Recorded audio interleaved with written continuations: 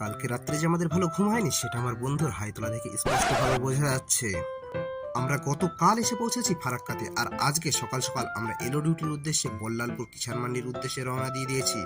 আমরা যখন সভাস্থলে পৌঁছাই তখন সময় হয়েছিল 11টা, কিন্তু বাইরে চলছিল সূর্যের প্রচন্ড তাপের দবদবা। জনসভা শুরু হবে বিকাল 3টা থেকে, কিন্তু আমরা অনেক আগে হাজির হয়ে গেছি। সেই জন্য গরমের দাবদাবা থেকে বাঁচার উদ্দেশ্যে আমরা 500 গ্রাম শসা কিনে 3 বন্ধু একসাথে খেয়ে নিলাম। এছাড়াও বাইরে যে প্রখর সূর্যের তাপ ছিল তার হাত থেকে বাঁচার উদ্দেশ্যে আমি মাঝে মাঝে অনেক পরিমাণে জল খেয়ে নিচ্ছিলাম ও চোখে মুখে জল দিয়ে নিচ্ছিলাম। এরপর ঠিক দুপুর 1টা থেকে 2টো নাগাদ আমাদের লাঞ্চ চলে আসলো। বিরিয়ানি বিরিয়ানি আমরা সংগ্রহ করে নিলাম। সংগ্রহ করে নিয়ে সেগুলো আমরা সব এক জায়গায় বসে খাওয়া দাওয়া সম্পূর্ণ করে নিলাম।